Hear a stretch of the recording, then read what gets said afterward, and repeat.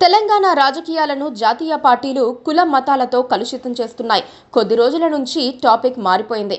రేవంత్ రెడ్డి ప్రధాని మోదీ బీసీ కాదని, ఆయన లీగల్లీ కన్వర్టెడ్ బీసీ అని వాదిస్తున్నారు. నరేంద్ర మోడీ గారు పుట్టుకతో బీసీ కాదు, పుట్టుకతో ఉన్నత కులము.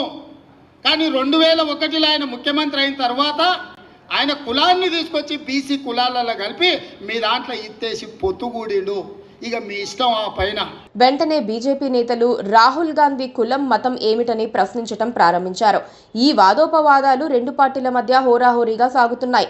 ప్రతిరోజు ఎవరో ఒకరు ఈ అంశంపై చర్చ పెడుతున్నారు. బీజేపీ, కాంగ్రెస్ వ్యూహాత్మకంగానే ఈ టాపిక్ అందుకున్నాయని బీఆర్ఎస్ అనుమానిస్తోంది. కుట్రల రాజకీయాల్లో భాగంగానే ఈ టాపిక్ ను అందుకుని రాజకీయాన్ని పక్కదోవ పట్టిస్తున్నారని అనుమానిస్తున్నారు. కొత్తగా రంజాన్ మాసంలో ముస్లిం ఉద్యోగులకు ప్రార్థనలు చేసుకోవడానికి ఓ గంట ముందు వెళ్లే వెసులుబాటు ప్రభుత్వం కల్పించింది. దాన్ని కూడా రెండు పార్టీలు కూడగట్టుకుని చర్చనీయాంశం చేస్తున్నాయి. ప్రధాని నరేంద్ర మోదీది బీసీ కులం కాదని, ఆయనది అగ్రకులమని అయినప్పటికీ తనను తాను బీసీగా చెప్పుకుని రాజకీయ లబ్ధి పొందుతున్నారని కాంగ్రెస్ నేతలు అదే పనిగా విమర్శలు చేస్తున్నారు. ఈ అంశంపై వారు కాంగ్రెస్ పార్టీ నేతలు వరుసగా స్పందిస్తున్నారు. మోదీ కులాన్ని రాజకీయంగా చర్చకు పెడుతున్నారు. వీరు మోదీని విమర్శిస్తే బీజేపీ నేతలు ఊరకనే ఉండే అవకాశం లేదు. వారు కూడా ఘాటుగా స్పందిస్తున్నారు. రాహుల్ గాంధీని టార్గెట్ చేసి ఆయనది ఏ కులం, ఏ మతమని ప్రశ్నిస్తున్నారు. రాహుల్ గాంధీ కుల మతాలపై బీజేపీ నేతలు చేస్తున్న విమర్శలకు కాంగ్రెస్ పార్టీ గట్టిగానే కౌంటర్ ఇస్తోంది. దేశవ్యాప్తంగా కులగణన చేసి ఆ ఫామ్తో రాహుల్ గాంధీ ఇంటికి వెళ్తే ఏ కులమో తెలుస్తుందని కొంతమంది నేతలు సెటైర్లు వేస్తున్నారు. జగ్గారెడ్డి అయితే నేరుగా స్పందిస్తున్నారు. రాహుల్ గాంధీ బ్రాహ్మణ కులానికి చెందిన వ్యక్తి అని, హిందువు అని చెబుతున్నారు. రాహుల్ గాంధీ గారు, వారి కుటుంబము వాళ్ళు బ్రాహ్మణులు, వాళ్ళు హిందువులు. అయితే బీజేపీ మాత్రం రాహుల్ ఇల్లీగల్లీ కన్వర్టెడ్ గాంధీ అని విమర్శలు చేస్తోంది.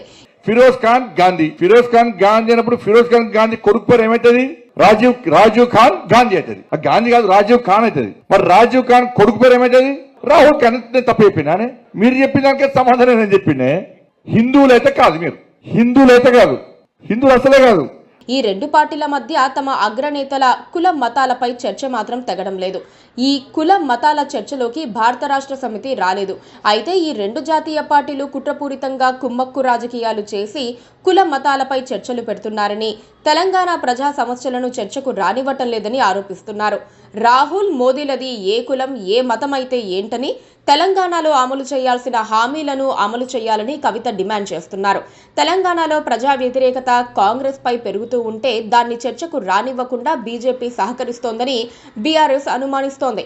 అందులో రాజకీయం ఉందో లేదో కానీ ఈ బీజేపీ, కాంగ్రెస్ కులమతాలతోనే రాజకీయాన్ని నడిపిస్తున్నాయి.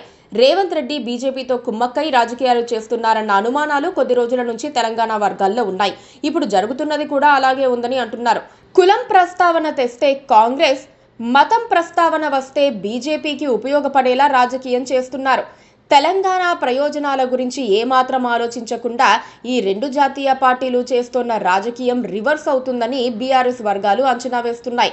కాంగ్రెస్ ఇచ్చిన హామీలను అమలుపై ప్రశ్నించకుండా బీజేపీ కూడా కులం మతం నినాదం అందుకోవటం ప్రజలు సహించరని, త్వరలోనే ఈ కుట్రల్ని గుర్తిస్తారని అంటున్నారు. Please subscribe